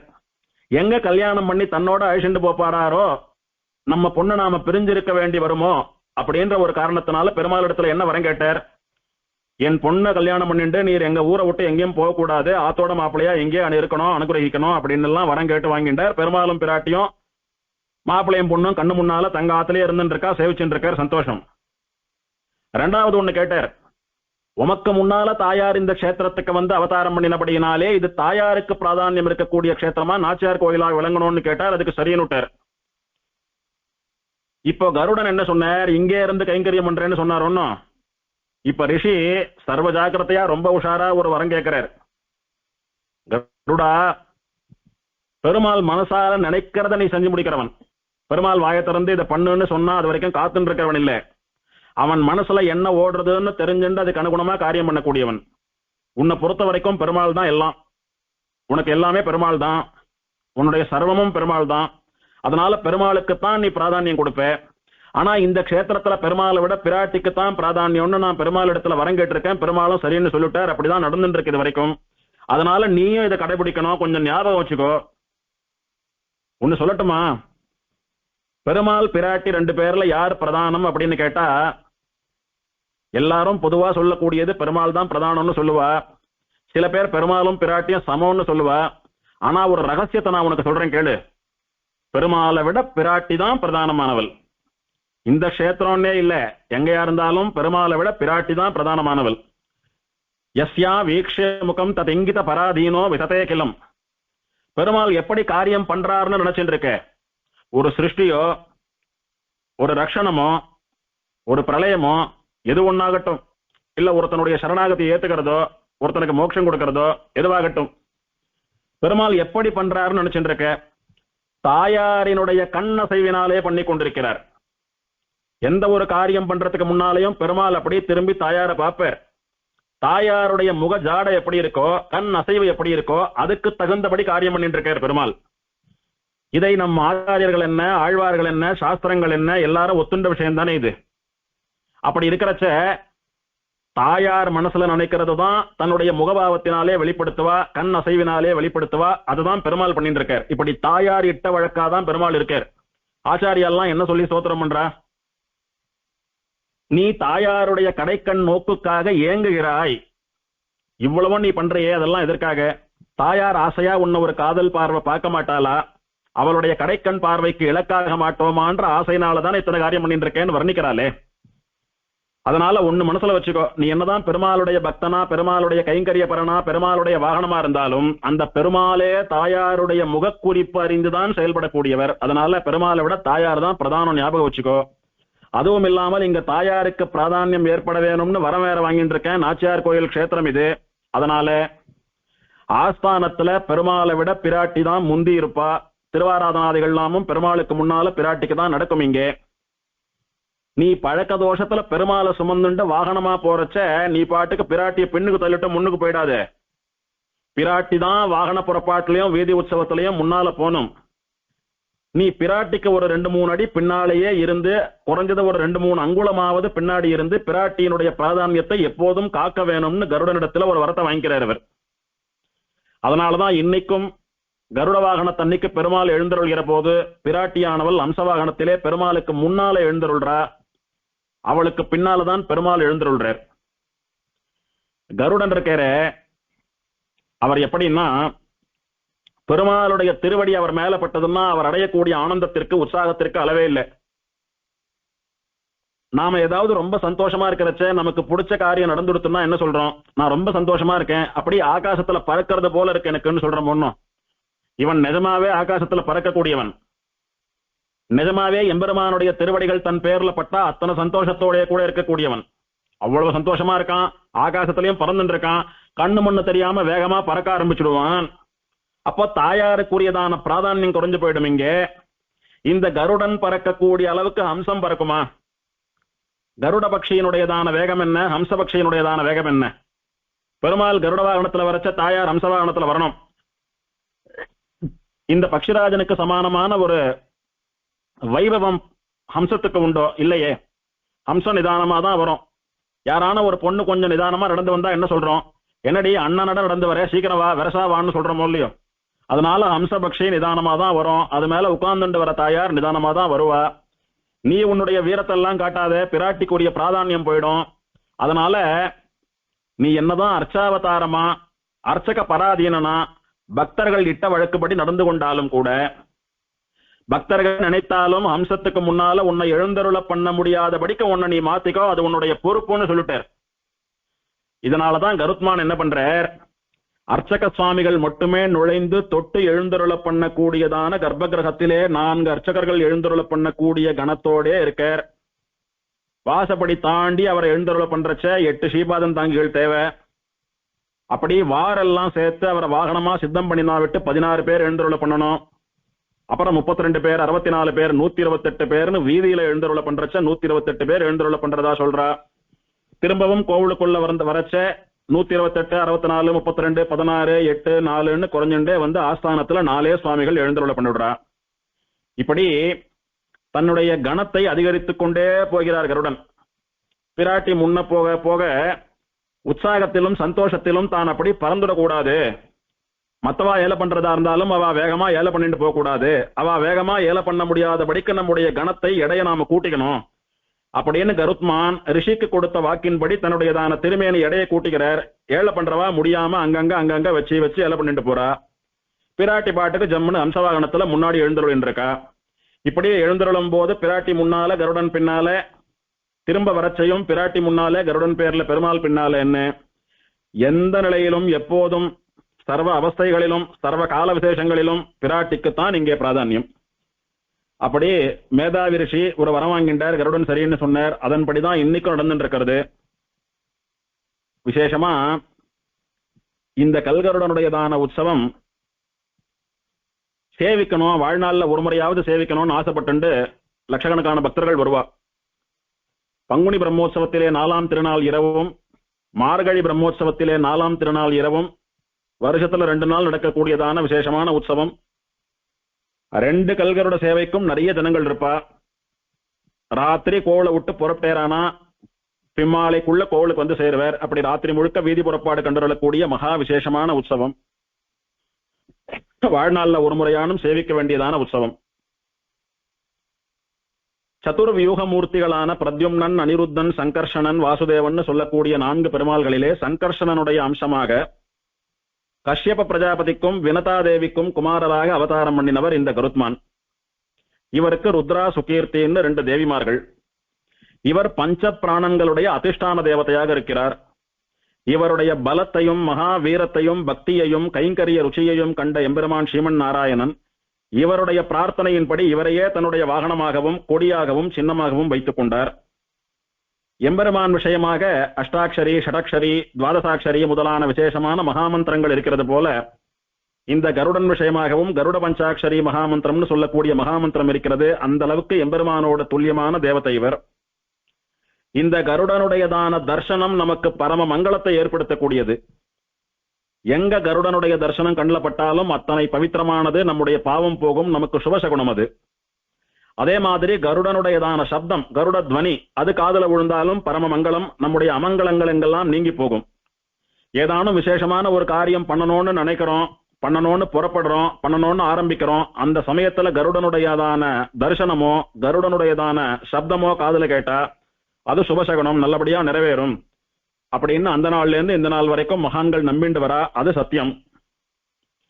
கருட தர்சனம் நம்முடைய பாவங்களை எல்லாம் போக்குகிறபடினாலே என்னைக்கு நமக்கு கருட தர்சனம் ஆறுதோ அன்னைக்கு விசேஷமான அனுகிரகம் நமக்குன்னு சொல்லப்பட்டிருக்கிறது. அது நமக்கு சுபதினம். அது இப்படி ஒரு கருட பக்ஷிக்கே இத்தனை சொல்லப்பட்டிருக்கிற போது அந்த கருட பக்ஷியினுடைய ராஜனாக இருக்கக்கூடிய பக்ஷிராஜன் பக்ஷேந்திரன் கருத்மானுக்கு எத்தனை பெருமைகள் உண்டு. இந்த கருத்மான தியானம் பண்ணிண்டாலே, இவர் விஷயமான ஸ்தோத்திரங்களை சொன்னாலே, இவரை நினைச்சுண்டாலே விஷஜந்துக்களாலே குறிப்பா சர்ப்பங்களாலே ஏற்படக்கூடிய பயத்திலே இருந்தெல்லாம் விடுதலை கிடைக்கும்னு சொல்றா. இந்த கருடனுடைய அம்சமாக இருக்கக்கூடியது கருடோத்காரம்னு சொல்லக்கூடியதான பச்சை மரகதக்கள். இந்த பச்சை மரகதத்தாலே கருடனுக்கு திருவாபரணம் எல்லாம் பண்ணி சமர்ப்பித்தா அவருடைய பரிபூர்ண அனுகிரகத்திற்கு பாத்திரமாகலாம். அல்லது மனுஷா இவா அந்த கருட பச்சையான மரகதத்திலே ஏதானும் ஆபரணம் பண்ணி போட்டுண்டாலும் கருடனுடைய விசேஷ அனுகிரகத்திற்கு பாத்திரமாகலாம். விசேஷமாக அமிர்தம் எல்லாம் கொண்டு வந்து தன்னுடைய தாயாரை அடிமை தலையிலிருந்து விடுவித்தவர் இந்த கருடன். ஸ்ரீவைகுண்டத்திலே எம்பெருமானுக்கு அணுக்க தொண்டர்களாக இருக்கக்கூடிய நித்தியசூரிகளிலே முக்கியமானவர். திருப்பார்கடலை கரைகிற போது எம்பெருமானுடைய உத்தரவின் பேரில் மந்திரமலையை சுமந்து கொண்டு வந்து திருப்பார்கடல் கரையிலே வைத்து மத்தாக பயன்படுத்தியவர். எம்பெருமான் ஸ்ரீமன் நாராயணன் ஸ்வேதவராக கல்பத்தினுடைய ஆரம்பத்திலே பூலோகத்திற்கு வந்து நிரந்தர வாசம் பண்ண வேண்டும் என்று சங்கல்பித்த போது ஸ்ரீவைகுண்டத்திலே இருந்த கிரீட்டாச்சலம்னு சொல்லக்கூடிய மலையை அப்படியே தன் தோளிலே சுமந்து கொண்டு வந்து ஸ்வர்ணமுகி நதிக்கரையிலே பிரதிஷ்டை பண்ணினார். அதுவே கருடாத்ரின்னு சொல்லக்கூடிய திருவேங்கடமலை. அந்த மலையிலேயே எம்பெருமான் திருவேங்கடமுடையான் இன்னைக்கும் எழுந்தருளியிருக்கிறான். திருமலை ஏறுகிற போது, திருமலையிலிருந்து இறங்குகிற போது கருடன் அப்படி வந்து கருட பக்ஷி வடிவத்திலே திருமலையை சுமந்து கொண்டிருப்பதை பிரத்யட்சமா இன்னைக்கும் சேவிக்கலாம். மலை தீர்த்தம் முதலான எல்லாத்தையும் ஸ்ரீவைகுண்டத்திலேருந்து கொண்டாந்து ஸ்வர்ணமுகி நதிக்கரையில பிரதிஷ்டை பண்ணிட்டு என்னுடைய காரியம் எல்லாம் ஆயிடுத்து, நான் புறப்படலாமான்னு கருடன் பெருமாளை பார்த்து கேட்கவே, ஸ்ரீவைகுண்டத்து நித்தியசூரிகளோடு கூட உன்னோடு கூட இந்த ஸ்வேதவராக கல்பம் முடிகிற வரைக்கும் இங்கே நான் தங்கியிருக்க வேண்டும் என்று சங்கல்பம் பண்ணியிருக்கிறபடினாலே கருடா இந்த மலையை தோல்ல சுமந்துண்டு நீ இங்கேயே இருந்துடு அப்படின்னு பெருமாளுடையதான நியமனம். இன்னைக்கும் இந்த மலையை தோல்ல சுமந்தபடியே கருடன் எழுந்தருளியிருக்கிறார். அந்த மலைக்கு கருடாச்சலம் அப்படின்னு பேரு. தன் தாயான வினதாதேவியனுடைய கட்டளைப்படி வடகிழக்கு சமுத்திரத்திலிருந்து வேடர்களை எல்லாம் விழுங்கிட்டு அங்கே இருந்த சுக்ரன் அல்லது பிரபாவசூன்னு சொல்லக்கூடிய ஆமையையும் சுப்ரதீபன் அல்லது நதீபன் என்று சொல்லக்கூடிய யானையையும் தன் அலகாலே அனாயாசமாக கொத்திக் கொண்டு வந்து இமயமலையிலே தூக்கி போட்டவர். அப்படி வீரதீர பராக்கிரமசாலி. எங்கேயான ஒரு பட்சி தன் அலகாலே ஒரு யானையையும் ஒரு ஆமையையும் ஒரே சமயத்தில் சுமந்து கொண்டு வரக்கூடியதான சாமர்த்தியம் இருக்குமோ? பட்சியினுடையதான அலகினுடைய எடை என்ன, யானையினுடைய அளவென்ன? ஒரே சமயத்துல ரெண்டு வஸ்துக்களை ஒரு அலகினாலே கொத்திண்டு வர முடியுமா? இப்படியெல்லாம் மகா வீரதீர பிரதாபவானாக இருந்தவர் கருடன். இவரே விஷ்ணுலோகத்திலிருந்து அமிர்தத்தோடு கூட விசேஷமான புல்லை எடுத்துக்கொண்டு வந்து பூமியிலே நட்டார். அந்த புல்லுக்கு அமிர்த வீரியம்னு பேரு. அதுதான் புனிதமான தர்பை புல்லா எல்லாத்துலயும் பயன்படுத்துறோம்னு ஒரு சாஸ்திர நூல்ல சொல்லப்பட்டிருக்கிறது. ராட்சசாலாலே முற்றுகையிடப்பட்ட துவாரகையை ரட்சித்தவர். இந்திரஜித்தினுடைய நாகாஸ்திரத்தினாலே ராமலட்சுமணா மயக்கம் போட்ட போது அவர்களை வந்து அந்த மயக்க தலையிலிருந்து விடுவித்தவர். ஒரு கால விசேஷத்தில் ஸ்வேத தீபத்திலே இருக்கக்கூடியதான திருப்பார்கடலிலிருந்து பால் கட்டிகளை தன்னுடைய பிடரிகளாலும் இறகுகளாலும் கொண்டு வந்து இந்த பூமியிலே சிதற வைத்தார். அப்படி கருடன் திருப்பார்கடலிலே மூழ்கி தன்னுடைய பிடரிகளிலும் சிறகுகளிலும் கடலினுடையதான க்ஷீரத்தை அந்த பால் கட்டிகளை எல்லாம் சுமந்து கொண்டு வந்து பூமியிலே சிறகை உதிரின போது அவருடைய பிடரிகளிலிருந்து இந்த பூமியிலே சிதறின அந்த பால் கட்டிகள் தான் இன்றும் பூமியிலே புதைந்து கிடந்து ஸ்ரீ வைஷ்ணவர்கள் நெற்றியிலே இட்டுக் கொள்ளக்கூடிய திருமண் கட்டிகளாக விளங்குகின்றன அப்படின்னு சாஸ்திர நூல்களும் சம்பிரதாயத்திலையும் சொல்லிட்டு இருக்கோம். அப்படி திருப்பார்கடல்ல இருந்து திருமண்ணு சொல்லக்கூடியதான விசேஷமான நம்முடைய சொத்தை, நம்முடைய செல்வத்தை பூலோகத்திற்கு கொண்டு வந்தவர் கருடன்னு சொல்றோம்.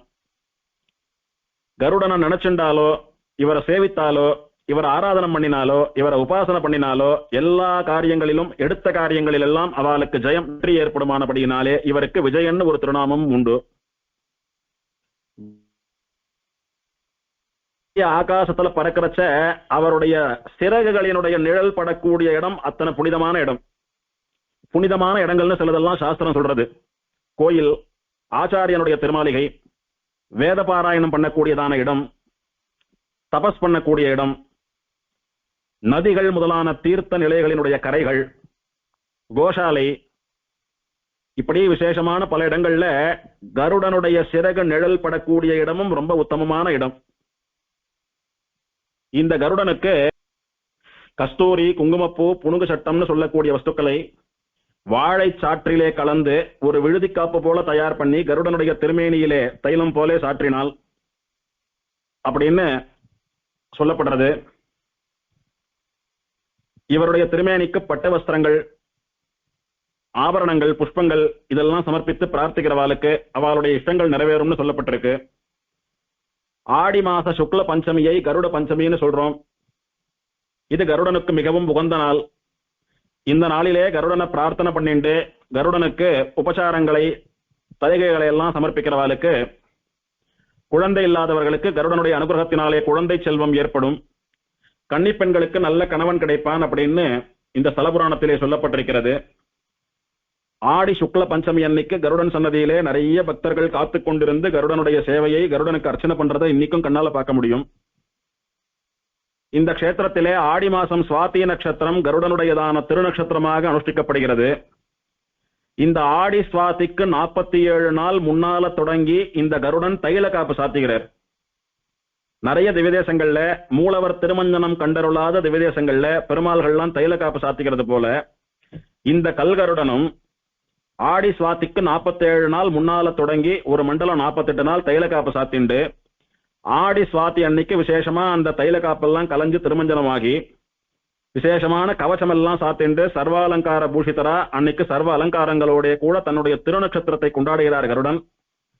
கருடனுடைய திருநட்சத்திர தினமான ஆடி சுவாதி அன்னைக்கு பஞ்சலவள்ளி தாயாரும் நரையூர் நம்பியான ஸ்ரீனிவாச பெருமாளும் ஜோடியா கருடன் சன்னதிக்கு எழுந்தருளி ஏக ஆசனத்திலே கருடனுக்கு முன்னாலே சேர்த்து சேவை சாதிக்கிறார்.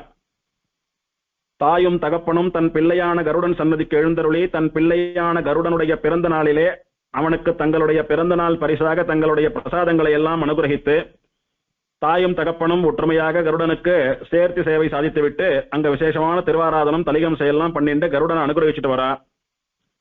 அந்த ஆடி சுவாதி அன்னைக்கு பெருமாள் பிராட்டியாலே அனுகிரகிக்கப்பட்ட விசேஷமான மாலைகளை சாற்றிக்கொண்டு பெருமாளாலே அனுகிரகிக்கப்பட்ட விசேஷமான பரிவட்டத்தை தலையிலே கட்டிக்கொண்டு பெருமாள் பிராட்டியினுடைய சீஷடாரி எல்லாம் சாதித்துக் கொண்டு இதை விட உத்தமமான பிறந்த நாள் பரிசு என்ன கிடைக்க முடியும்னு சொல்லக்கூடிய சந்தோஷத்தோட முகத்திலே பொலிவு பொங்க கருடன் எழுந்தருளி இருப்பார். இப்படி விசேஷமா 47 நாள் கழித்து கருடனை கவசத்தோட சேவிக்கக்கூடியதான பாக்கியம் ஆடி சுவாதி அன்னைக்கு கிடைக்கும். இந்த கருடன் மிகவும் வரப்பிரசாதி. யார் எதை பிரார்த்திச்சுட்டாலும் நடக்கிறதுனாலதான் ஜனங்கள் நாளுக்கு நாள் அதிகமா இங்க வந்துட்டே இருக்கா. இந்த அதிசயத்தை இன்னைக்கும் சேவிக்கலாம். இவருக்கு அமுத கலசம்னு சொல்லக்கூடியதான ஒரு மோதகம், ஒரு கொழுக்கொட்டை வகையிலான பணியாரம் ரொம்பவும் திருவுள்ளம். அதை இந்த க்ஷேத்திரத்தை மடப்பள்ளியில தலிகை பண்ணி இவருக்கு நித்தியம் அம்சம் பண்றா. ஏதானும் நடக்கணும்னு பிரார்த்திச்சுக்கிறவா அல்லது வெறுமையே கருடனுக்கு இதை சமர்ப்பிக்கணும்னு பிரார்த்திச்சுக்கிறவா அந்த திருமட பள்ளியில பணம் கட்டினோமானா அந்த அமுத கலசம்னு சொல்லக்கூடியதான பிரசாதத்தை தயார் பண்ணி பெருமாள் பிராட்டிக்கு கண்ட்ரோல பண்ணி கருடனுக்கு கண்ட்ரோல பண்ணுவா. இந்த மோதகம்னு சொல்லக்கூடியதான அமுத கலசத்திலே இவருக்கு ரொம்பவும் ஆசை உண்டு. அதனால மோதக ஆமோதர் அப்படின்னு ஒரு திருநாமம் இவருக்கு. மோதக ஆமோதர், அமுத கலசம்னு சொல்லக்கூடிய குழக்கட்டையிலே பிரீத்தி உடையவர்னு அர்த்தம். குறிப்பா ஆடி சுவாத்திக்கும் ஆடி சுக்ல பஞ்சமி அன்னைக்கும் இவருக்கு அமுத கலசத்தை நிறைய கண்ட்ரோல் பண்றா. வியாழக்கிழமைகள் மற்றும் சனிக்கிழமைகள்ல இந்த கல்கருடனுடைய தரிசனம் நமக்கு விசேஷமான பலன்களை தரும் அப்படின்னு ஸ்தலபுராணத்துல சொல்லப்பட்டிருக்கு.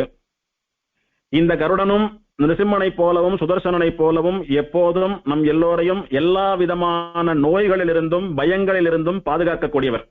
அதனால பழைய காலத்துல நல்ல சாஸ்திரம் தெரிஞ்ச ராஜாக்கள் எல்லாம் நகர நிர்மாணம் பண்றச்ச, டவுன் பிளானிங் எல்லாம் பண்றச்ச, அந்த டவுனை கருடன் பறப்பது போன்ற ஆகாரத்துல டிசைன் பண்ணுவா. அந்த மாதிரி பிராச்சீன காலத்துல கருடன் அப்படி சிறக விரிச்சுண்டு பறந்தா எப்படி இருக்குமோ அந்த ஆகாரத்துல, அந்த அவுட்லைன்ல நிறைய டவுன்ஸ் எல்லாம் பிளான் பண்ணியிருந்தா ஆதி காலத்துல. திருவேங்கடமலை அடிவாரத்திலே சுவாமி ராமானுஜருடைய சிஷ்யனான ஒரு ராஜா ராமானுஜபுரம் அக்ரஹாரம் அப்படின்னு சொல்லக்கூடிய இப்போது இருக்கக்கூடிய திருப்பதியை கருடன் பறப்பது போன்ற ஆகாரத்திலே தான் நிர்மாணம் பண்ணினான் அப்படின்னு வெங்கடாச்சல இதிகாசமாலான்ற கிரந்தத்துல சுவாமி அனந்தாழ்வான் தெரிவிக்கிறார். அதே மாதிரி தஞ்சாவூர்னு சொல்லக்கூடியதான தஞ்சை மாநகரம் பழங்காலத்திலே கருடன் பறக்கக்கூடியதான ஆகாரத்திலே வடிவமைக்கப்பட்டு அப்போது கருடபுரி என்கிற பெயரோடே விளங்கியதாக வரலாறு சொல்கிறது. இப்படி நாம் வசிக்கக்கூடிய ஊரை கருடன் பறப்பது போன்ற ஆகாரத்திலே அமைத்தால் அந்த ஊர்ல விசேஷமான விஷப்பீடைகள், கிரக பீடைகள், பயம், நோய், இந்த பெரிய நோயெல்லாம் நிறைய பேர் செத்து போறாளே, அந்த மாதிரி வரக்கூடிய கிரானிக் டிசீசஸ்னால வரக்கூடியதான ஆபத்துக்கள் இதெல்லாம் இல்லாம சுபிக்ஷமா இருப்பான்னு சாஸ்திரங்கள்ல சொல்லப்பட்டபடியினால அப்படி பண்ணிட்டு வந்தா. இந்த கல்கருடன் வருஷத்துக்கு 2 நாள் புறப்பாடு கண்டருள்கிறாரே, அந்த கல்கருட சேவை உலக புகழ் பெற்ற கருட சேவை. இதை சேவிக்கிறதுக்கு எங்கெங்க இருந்து பக்தர்கள்லாம் தங்கி இருந்து சேவிக்கிறா. மார்கழி மற்றும் பங்குனி பிரம்மோற்சவங்கள்ல 4ஆம் நாள் ராத்திரி நரையூர் நம்பி எம்பெருமான் கல்கருடன் மேலே எழுந்தருளி பின்னால வருவர். அவருக்கு முன்னால மஞ்சளவள்ளி தாயார் வெள்ளி ஹம்சவாகனத்துல எழுந்தருள்றா. இதை சேவிப்பதற்கு கண்கோடி வேணும். பெருமாளும் பிராட்டியும் 2 வாகனத்துல இப்படி சேர்த்தியா எழுந்தருள்றத பாக்கிறதுக்கு தேவாதி தேவர்களும் கூட இங்க காத்துருக்கான்னு சலபுராணத்துல வர்ணிக்கப்பட்டிருக்கிறது. கருடனுடைய ஆஸ்தானமானபடியினாலே நிஜமான கருட பட்சிகள் 2 இந்த க்ஷேத்திரத்துல ரொம்ப காலமா வசித்துக் கொண்டிருந்து, இந்த கோயில் நந்தவனத்திலே வசித்துக் கொண்டிருந்து, கருடனுக்கு பூஜை நடக்கக்கூடியதான சமயங்கள்ல மட்டும் கருடன் சன்னதிக்கு முன்னால சேவார்த்திகளுக்கு தரிசனம் கொடுத்துட்டு திரும்பவும் நந்தவனத்துக்கே போய் யாரையும் எந்த தொந்தரவும் பண்ணாமல் மங்கள சப்தத்தை எழுப்பிக் கொண்டு அப்படி இங்க வாசம் பண்ணிட்டு இருந்து 1999 வருஷம் ஜனவரி 18ஆம் தேதி தை சிரவணத்தன்னைக்கு எம்பெருமானுடைய திருவடிகளை சென்று அடைந்தன, மோட்சம் போச்சு அப்படின்னு சொல்றா. அதனுடைய ஞாபகமா இன்னைக்கும் கோயில் நந்தவனத்துல ஒரு மரத்தடியில இந்த கருட பட்சிகளினுடையதான படத்தை வச்சிருக்கா. அந்த கருட பட்சிகளையும் அங்கேயே புதைத்ததாக சொல்கிறார்கள். இப்படி பிரத்யக்ஷமான கருட பட்சிகளும் கூட கருடனை சேவித்து பக்தர்களுக்கு மங்கள ஒளியை எழுப்பி அனுகிரகம் பண்ணதான க்ஷேத்திரம் இந்த க்ஷேத்திரம். கருடன் சொன்னாலே கல்கருடன் தான், நாச்சியார் கோயில் தான் சொல்லக்கூடிய அளவுக்கு நம்முடைய ஹிருதயத்திலே இடம்பெற்றிருப்பவன் இவன். இவனுடைய பெயராலே தான் அகோபில மலைக்கும் தார்க்ஷியாச்சலம்னு பேரு, காருடாச்சலம், காருட சைலம்னு பேரு. அகோபிலே காருட சைல மத்தியேன்னு நிருசிம்மனை சொல்றோம் இல்லையோ. கருட மலைக்கு நடுவில் அகோபிலம்னு சொல்லக்கூடிய க்ஷேத்திரத்தில் எம்பெருமான் லட்சுமி நரசிம்மன் எழுந்தருள் இருக்கிறான்னு சேவிக்கிறோமே, அந்த நரசிம்மனுடைய ஆஸ்தானமான பர்வதமாக இருக்கக்கூடியவனும் இந்த கருத்மானே. கண்கண்ட தெய்வமான திருவேங்கடமுடையானுடைய திருமலையாக இருப்பவனும் இந்த கருடனே. இப்படி கருத்மான் எப்போதும் வேதாத்மா வெககேஸ்வரகான்னு வேதத்தினாலே பிரதிபாதிக்கக்கூடிய எம்பெருமான் ஸ்ரீமன் நாராயணனுக்கு கைங்கரியம் பண்ணிக்கொண்டு ஸ்ரீமன் நாராயணனை ஒரு க்ஷணமும் பிரியாமல், வேதமும் நாராயணனும் பிரிக்க முடியாதவான்னு சொல்றது போல வேதாத்மாவான கருடனையும் ஸ்ரீமன் நாராயணனையும் பிரிக்க முடியாது.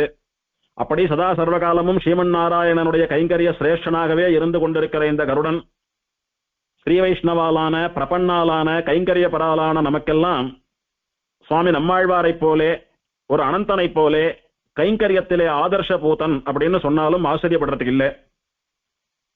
ரொம்பவும் சக்தி வாய்ந்த கருடன். நினைத்த மாத்திரத்துல நம்முடைய சங்கடங்களை எல்லாம் போக்கி நம்முடைய பிரார்த்தனைகளை எல்லாம் நிறைவேற்ற வேண்டும் என்பதாக அந்த எம்பெருமானை கல்கருடனை பிரார்த்தித்துக் கொள்கிறேன். அடுத்தபடியா கோயில் அமைப்பு. இந்த கோயிலையும் ஸ்ரீரங்கத்தை போலே 7 பிராகாரங்களோடு கூட நிர்மாணம் பண்ண வேணும்னு நினைச்ச பெரியவா 7 பிராகாரங்கள்னு சொல்லக்கூடிய 7 சுற்றுகளோட நிர்மாணம் பண்ணியிருக்கா. முதல் பிராகாரம்னு சொல்லக்கூடியது கோவிலுக்கு வெளியில இருந்து கோவில் உள்ள நோக்கி போறது பிராகாரம்னு சொல்லக்கூடியது. முதல் பிராகாரம் திருத்தேரெல்லாம் வரக்கூடிய தேரோடும் வீதி. 2வது பிராகாரம் புஷ்கரணி இருக்கக்கூடியதான மாட வீதி. அப்ப ராஜகோபுரத்துல தொடங்கி 5 பிராகாரங்கள் ஐந்தாவது பிராகாரம், அதாவது மொத்தத்துல 7வது பிராகாரத்துல பெருமாள் இருக்கிறதுக்கு கர்ப்பகிரகம் அப்படின்னு மொத்தம் 7 பிராகாரங்கள். திருமங்கையாழ்வார் இந்த ஊரை மங்களாசாசனம் பண்றச்ச இந்த ஊருடையதான இயற்கை எழிலை மங்களாசாசனம் பண்ணியிருக்கிறார். கமுகினம் தான் கனியும் செழுஞ்சோலை சூழ் திருநறையூர். பச்சை பசேல்னு நிறைய தோப்புகள் துறவுகள்லாம் உண்டான் திருநறையூரை சுத்தி. நிறைய பாக்கு மரங்களா இருக்கான். அந்த பாக்கு மரங்கள் காத்துல அசைறச்சா அந்த பாக்கினுடைய வாசனை லேசா காத்துல கலக்கிறச்சா ரொம்ப நன்னா இருக்கான். அப்படி நிறைய பாக்கு மரங்கள் சூழப்பெற்றதான கழனிகளும் சோழைகளும் சூழ்ந்திருக்கிற திருநறையூர். மலங்கும் வராலும் வாழையும் பாய் வயல் சூழ் திருநறையூர். வயல்ல வெறும் பயிர்கள் மட்டுமில்ல, நிறைய ஜலசமுருத்தியான வயல்களுக்கு நடுவே வரால் மீன்களும் வாழை மீன்களும் காதலித்துக் கொண்டு அப்படியே வளைந்து நெளிந்து ஓடிண்டு ஆடிண்டு விளையாடிட்டு இருக்கான். சந்தோஷமா துள்ளிண்டு விளையாடிட்டு இருக்கான். அப்படி வயல்லையே மீன்கள் சந்தோஷமா துள்ளி விளையாடக்கூடிய அளவுக்கு ஜலசமுருத்தி உடையதான திருநறையூர். ஆழ்வார் மங்களாசாசனம் பண்ணின திருநறையூருக்கு நடுவே அகன்ற எம்பெருமான் தேரிலே எழுந்தருளி தேர் ஓடக்கூடிய பெரிய ராஜவீதி ரதவீதி. கோவிலுக்கு கிழக்கே தேர் நிக்கிறது. அங்கே இருந்து தொடங்கி 4 திசையிலும் தேர் போகக்கூடிய வீதி முதல் பிராகாரம்னு சொல்லக்கூடியது. அடுத்தது சன்னதி தெரு. சன்னதி தெருவை சுத்தி இருக்கக்கூடியதான மடவிலாகம்னு சொல்லக்கூடிய 4 மாடவீதிகள், கிழக்கு மேற்கு வடக்கு தெற்கு மாடவீதின்னு சொல்லக்கூடிய 4 மாடவீதிகள். இதெல்லாம் சேர்ந்தது 2வது பிராகாரம்னு சொல்லக்கூடிய 2வது திருச்சுற்று. இந்த 2வது பிராகாரத்தினுடைய வடக்கு மடவிலாகம்னு சொல்லக்கூடிய வடக்கு மாடவீதியில் கோயிலை ஒட்டி இருக்கக்கூடியது அகன்று விரிந்த பெரிய திருக்குளம், மணிமுக்தா நதின்னு சொல்லக்கூடிய மணிமுக்தா புஷ்கரணி. இதுலதான் பெருமாள் விசேஷமா தீர்த்தவாரி தெப்போற்சவம் எல்லாம் கண்டருள்கிறார். அப்படியே இந்த மாட வீதின்னு சொல்லக்கூடிய மடவிலாகத்தை பிரதட்சணம் பண்ணிண்டு மணிமுக்தா புஷ்கரணியை சேவிச்சுண்டு ராஜகோபுரத்துக்கு முன்னால வந்து நின்னோமானா 5வது பிராகாரத்தினுடைய ஆரம்பம், அதாவது 3வது பிராகாரத்தினுடைய ஆரம்பம். ராஜவீதி 1, மாடவீதி 2, ராஜகோபுரம் இருக்கக்கூடிய பிராகாரம் 3. 75 அடி உயரமுள்ள 5 நிலைகளை கொண்ட கம்பீரமான ராஜகோபுரம். ராஜகோபுரத்தை சேவிச்சுட்டு உள்ள போனோமானா அந்த ராஜகோபுரத்தாண்டு இருந்து நேர சேவித்தாலே கர்ப்ப கிரகத்திலே வஞ்சலவள்ளி தாயாரும் நரையூர் நம்பி எம்பெருமானும் சேவசா. அப்படி விசேஷமான மணிமாட கோயில். ராஜகோபுரத்திலிருந்து சேவிச்ச மாத்திரத்தினாலேயே பெருமாள் தாயார் சேவைன்னு சொல்லக்கூடிய அனுகிரகம் கிடைச்சுடுறது. கல்கருடனை சேவிக்கணும்னா அவசியம் மேலே ஏறி போய் சேவிச்சுத்தான் ஆகணும்.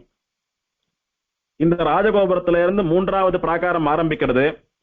ராஜகோபுரத்துக்குள்ள நுழைஞ்சோமானா அப்படியே நிமிந்து பார்த்தா ஆகாசம் தெரியும்படியான ஒரு முற்றம், அதுக்கு நிலா முற்றம்னு பேரு. திறந்த வெளி, நிலா முற்ற வெளின்னு பேரு. பெருமாள் பிராட்டி எல்லாம் உற்சவம் கண்டுவிடக்கூடியதான பிராகாரங்கள் அதெல்லாம். அங்கே 16 கால்கள் கொண்ட ஒரு பெரிய மண்டபம். அந்த மண்டபத்துக்கு நடுவே கொடியேற்றக்கூடியதான துவஜஸ்தம்பம், அருகே பலிபீட்டம். அதுக்கு முன்னால சின்னதா ஒரு கருடன் சன்னதி, பெருமாளை நோக்கி சேவிச்சுட்டு இருக்கிற மாதிரி எல்லா ஊர்லயும் இருக்கக்கூடிய சந்நிதி கருடன் பேரு. சன்னதி கருடன் அப்படின்னா பெருமாளுக்கு நேரே இருக்கக்கூடிய, பெருமாளுக்கு கண்ணாடி போல இருக்கக்கூடிய கருடன், ரொம்ப சின்ன சன்னதி. அவர் எழுதிருக்கார். இந்த கொடிமரத்தையும் பலிபீட்டத்தையும் சுத்தி ஸ்வர்ண கவச்சம் சாத்தியிருக்கா, தங்க தகடு அடிச்சிருக்கா. அதுல கருடனுடையதான சரித்திரம், கருடனுடையதான வைபவங்களை சிற்பங்களா செதுக்கி வச்சிருக்கா. அவசியம் சேவிக்கணும். கருடன் அமிர்தத்தை சுமந்துண்டு வந்தது. கருடன் தன் அலகாலே யானையையும் ஆமையையும் கொத்திண்டு பறந்தது. கருடன் தன் தாயை அடிமை தலையிலிருந்து விடுவித்தது. அப்படின்னு கருடனுடைய பல வைபவங்களை சிற்பமா செதுக்கியிருக்கா. கொடிமரத்தையும் பலிபீட்டத்தையும் வெறும விழுந்து சேவிச்சுட்டு அப்படியே கடந்துடாம ஒரு 5 நிமிஷம் அப்படியே அதை பிரதட்சணமா வந்து 4 பக்கம் நின்று சேவித்தோமானா புரியும். அப்படி அவசியம் சேவித்தால் கருடனுடையதான வைபவம் மனசிலே நன்னா பதியும்படியா. வைபவம் மனசுல பதியறது ஒரு பக்கம் இருக்கட்டும், என்னதான் இந்த சரித்திரங்களை எல்லாம் காதால கேட்டாலும் புஸ்தகத்துல படிச்சாலும் அதை கண்ணால பாக்குறதுன்றது ஒரு ஆனந்தம். அன்னைக்கு நேரம் பார்க்க முடியல, அது நடந்துக்கிறச்ச நாம நேர பிரத்யட்சமா பார்த்திருந்தா என்ன அனுபவம் ஏற்பட்டிருக்குமோ அந்த அனுபவத்தை ஏற்படுத்தக்கூடிய அளவுக்கு நுணுக்கமாக பண்ணப்பட்ட சிற்பங்கள். தகடம் வேஞ்சிருக்கா, பளிச்சென்று இருக்கு சேவை. அவசியம் சேவிக்கணும். இப்படி பகவானுடைய கொடிமரத்திலும் துவஜஸ்தம்பத்திலும் நாச்சியார் கோயிலா இருக்க போய் நாச்சியாருடைய பிரபாவத்தை கூட செதுக்காமல் கருடனுடைய பிரபாவத்தை செதுக்கக்கூடிய அளவுக்கு இங்க கருடனுக்கு பிராதானியம். அவளை எல்லாம் சேவிச்சுண்டு கொடிமரத்தாண்ட விழுந்து சேவிச்சுண்டு கருடனை சேவிச்சுண்டு உள்ள போறோம். போனா இதற்கு வடக்கு பக்கத்திலே இந்த திவதேசத்திலே வந்து இந்த எம்பெருமானிடத்திலே சமாசிரயணம் பண்ணி கொண்டு இவனை 100க்கும் மேற்பட்ட பாடல்களாலே மங்களாசாசனம் பண்ணி இவனுக்கு பல கைங்கரியங்களையும் பண்ணி இவனாலே பல சமயங்களிலும் ரட்சிக்கப்பட்ட, இவனுக்கு மடல் எடுத்த திருமங்கையாழ்வாருடையதான சன்னதி. இந்த சன்னதியில திருமங்கையாழ்வார் மூலவர் மட்டும் எழுந்தருளியிருக்கிறார். இவர் இந்த எம்பெருமானிடத்திலே சமாசிரயணம் பண்ணி கொண்ட சிஷ்யர். அதனால ஆச்சாரியனுக்கு முன்னால வால் வேளெல்லாம் ஏந்திண்டு கம்பீரமா மிடுக்கால்லாம் நிக்கல இங்க கலியன்.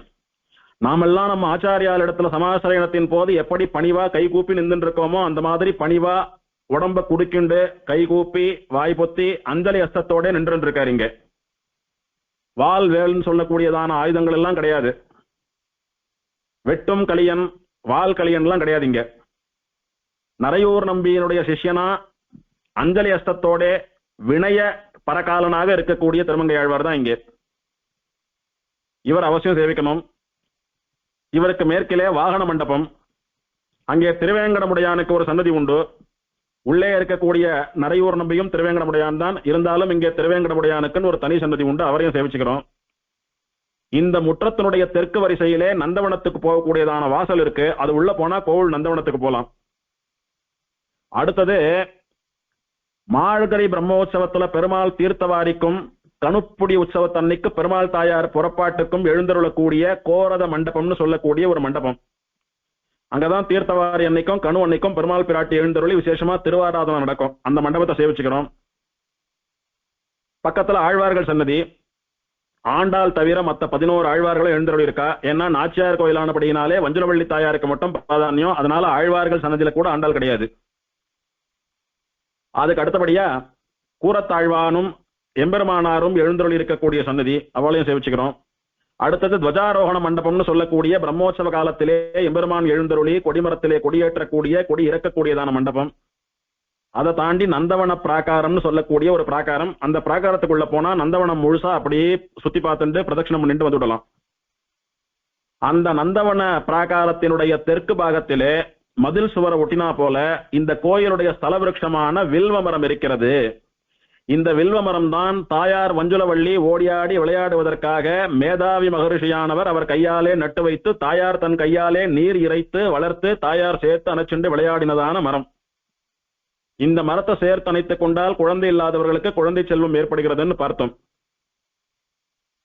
இந்த வில்வ மரத்திற்கு மேற்கிலே பெருமாளும் தாயாரும் வைகாசி மாசத்திலே வசந்தோற்சவம் கண்டருளக்கூடிய அழகான வசந்த மண்டபம் உண்டு.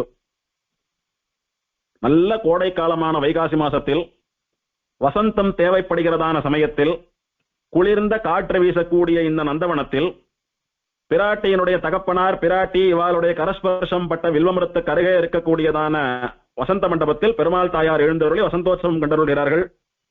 அந்த மண்டபத்தையும் சேவிச்சுக்கலாம். அடுத்தது 4வது பிராகாரம். இந்த பிராகாரத்துக்கு படியேறி போனோம். நீனிலா முற்றம்னு இப்ப பார்த்தோமே, அந்த பிராகாரம் ஒரு ரவுண்ட் பிரதட்சணமா வரைச்ச அப்படியே நந்தவனத்தை எல்லாம் சுத்தின்னு வந்துட்டோம். இப்போ ஆழ்வார்களை தாண்டி நந்தவனத்துக்குள்ள நுழைஞ்சு இந்த வில்வமரம் வசந்த மண்டபம் இதெல்லாம் சேவிச்சுண்டு அந்த நந்தவன பிராகாரத்தை ஒரு பிரதட்சணம் பண்ணிட்டு வந்துட்டோம். இப்போ அடுத்த பிராகாரம் படியேறி மேல போனோம். மணிமாட கோவிலன்னும் அந்த படியேறி போறச்ச அந்த 2வது கோபுர வாசல்ல வாசப்படியிலேயே நவநீத கண்ணன் நவநீத கிருஷ்ணன் சேவை சாதிக்கிறார். அவரை சேவிச்சுக்கிறோம். அதுக்கு அடுத்தபடியா ஒரு 100 மண்டபம் உண்டு. அதற்கு திருக்கல்யாண மண்டபம்னு பேரு. இந்த மண்டபத்தை இந்த எம்பெருமானுடைய அனுகிரகத்தினாலே இழந்த ராஜ்யத்தை மீளவும் பெற்ற கோச்செங்கனான்னு சொல்லக்கூடிய சோழ ராஜாவினாலே கைங்கரியமாக கட்டப்பட்ட 100 மண்டபம் இது. இந்த கோச்செங்கனான் சோழன் கட்டிய 100 மண்டபத்திலே ஆவணி மாசம் விசாக நட்சத்திர தன்னைக்கு பெருமாள் பிராட்டி திருக்கல்யாண மகோத்சவம் கண்டருள்கிறார்கள். அதனால இதற்கு திருக்கல்யாண மண்டபம்னு பேரு. இந்த மண்டபத்தை சேவிச்சுக்கிறோம். இந்த மண்டபத்தினுடைய வடக்கு பக்கத்திலே சீதா பிராட்டி லக்ஷ்மணன் இவாளோடு கூட ஸ்ரீராமன் எழுதிருக்கார். அவளுக்கு எதிர ஹனுமார் எழுதிருக்கார். இவாளையும் சேவிச்சுக்கிறோம். இந்த ராமர் மூலவர் ரொம்பவும் மந்தகாசத்தோட நன்ன கலகலன்னு சிரித்த திருமுக மண்டலத்தை உடையவர். அவர் அவசியம் சேவிக்கணும். இந்த மண்டபத்தினுடைய தெற்கு பாகத்தில் திருமடப்பள்ளி இருக்கு. அங்கதான் பெருமாள் பிராட்டிக்கு கருடனுக்கெல்லாம் பிரசாதம் தயார் பண்றா. அதோடு கூட அந்த திருமடப்பள்ளிக்கு எதிரே இன்னொரு ஸ்தல விருட்சமான மகிழ மரம்னு சொல்லக்கூடிய வக்குள மரம் இருக்கிறது.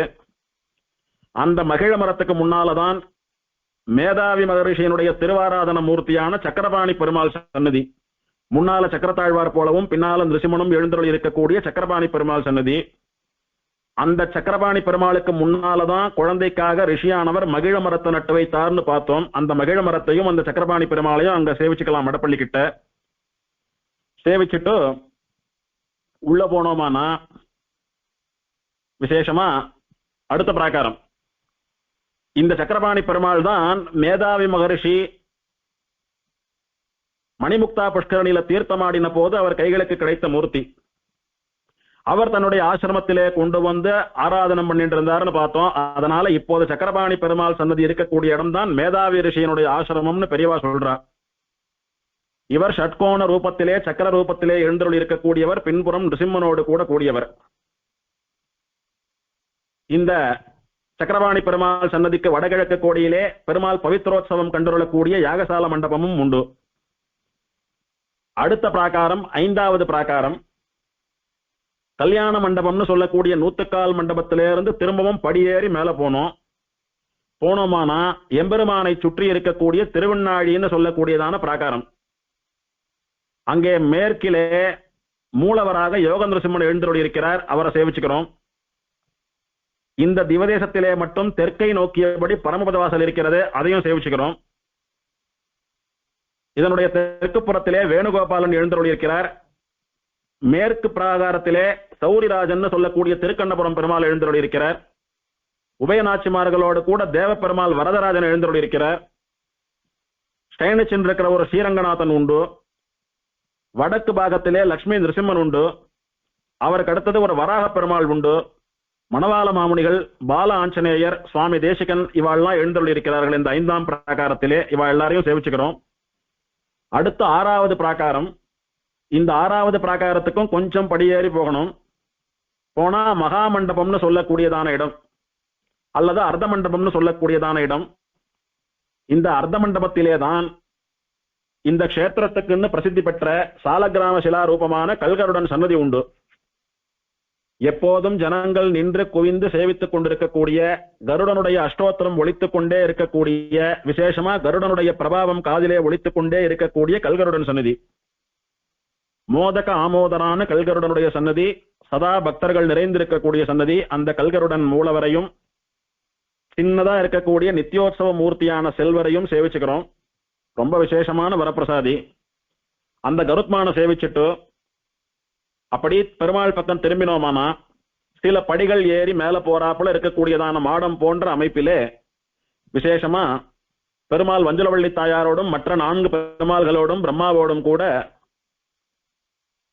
கேக விமானம்னு சொல்லக்கூடியதான ஸ்ரீனிவாச விமானத்தின் நிழலிலே ஆச்சரியமா நின்ற திருக்கோலத்துல சேவை சாதிக்கிறார்.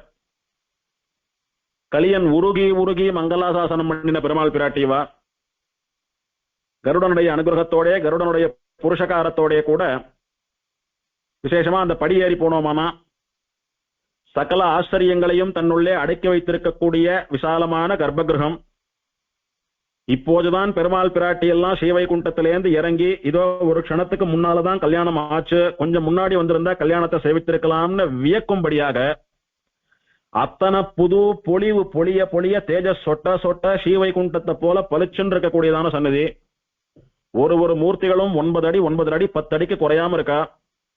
பிரதானமான வாசுதேவ பெருமாள் திருநறையூர் நம்பி மூலவர், அவருக்கு வலது பக்கத்திலே வஞ்சலவள்ளி தாயார் மூலவர், அனிருத்த பிரத்யும்ன சங்கர்ஷண வாசுதேவ மூர்த்திகளான 4 எம்பெருமான்கள், கல்யாணத்தை சேவிக்க ஆசைப்பட்டு வந்த பிரம்மா, சுத்தி கல்யாணத்தை சேவித்துக் கொண்டிருக்கிற 33 கோடி தேவர்கள், இவாளோடு கூட விசேஷமாக இருக்கக்கூடிய நரையூர் நம்பியினுடைய வஞ்சலவள்ளி தாயாருடையதான ஆஸ்தானம். இந்த எம்பெருமான் சாட்சாத் திருவேங்கடமுடையான், இவள் சாட்சாத் அலர்மேல் மங்கைன்னு திருமங்கையாழ்வார் மங்களாசாசனம். தேன் கொண்ட சாரல் திருவேங்கடத்தானை நான் சென்று நாடி நரையூரில் கண்டேனே. இதே அலர்மேல் மங்கையை திருவேங்கடமுடையானை திருநறையூரிலே போய் சேவித்தேன் ஆழ்வாருடைய பாசுரம். பெருமாளும் தாயாரும் நிக்கிறது எப்படி இருக்கான், பெருமாள் அப்படி ஒரு மரகத மலையாட்டமா இருக்காராம், கரும்பச்சையினாலான மலை போல இருக்கிறான். பக்கத்துல தாயார் ஒரு வளைந்து அழிந்திருக்கிற வஞ்சிக்கொடி போல இருக்கலாம். இப்படியே ஆச்சரியமான மரகத மலையை சுத்தி ஒரு வஞ்சிக்கொடி படர்ந்திருப்பது போல பெருமாளும் பிராட்டியும் சேர்த்தியிலே எழுந்துள்ளிருக்கிறார்கள். இப்படி உத்தமமான 7வது பிராகாரம்னு சொல்லக்கூடிய சப்த பிராகாரம். ஸ்ரீரங்கத்தை போலே சப்த பிராகார மத்தியே இந்த எம்பெருமான் நின்று கொண்டு சேவை சாதிக்கிறான். அங்கு சப்த பிராகார மத்தியே சயனம், இங்கு சப்த பிராகார மத்தியே நின்ற திருக்கோலத்திலே பெருமாளுடைய சேவை. இப்படி 7 பிராகாரங்களை வளமாக வந்து அத்தனை எம்பெருமான்களையும் சேவித்துக் கொண்டு ஆழ்வார் ஆச்சாரியாலையும் நித்தியசூரிகளையும் சேவித்துக் கொண்டு பிரதானமான திருநறையூர் நம்பி எம்பெருமானையும் மஞ்சளவள்ளி தாயாரையும் கல்கருட பகவானையும் சேவித்துக் கொண்டோம். இதற்கும் மேலான வைபவங்களை அடுத்த உபன்யாசத்துல பார்க்கலாம். கரவாமடனாகு தன் கன்று உள்ளினார் போல் மறவாது அடியேன் உன்னையே அழைக்கின்றேன். நரவார் பொழில் சூழ் நரையூர் நின்ற நம்பி பிறவாமை எனைப்பனி எந்தை பிரானே. ஸ்ரீமதே வஞ்சுலவள்ளி நாயிகா சமேத ஸ்ரீ ஸ்ரீனிவாச பரபிரம்மனே நமः. ஆழ்வார் எம்பெருமானார் சீரார் தூப்புள் திருவேங்கடமுடையான் திருவடிகளே சரணம்.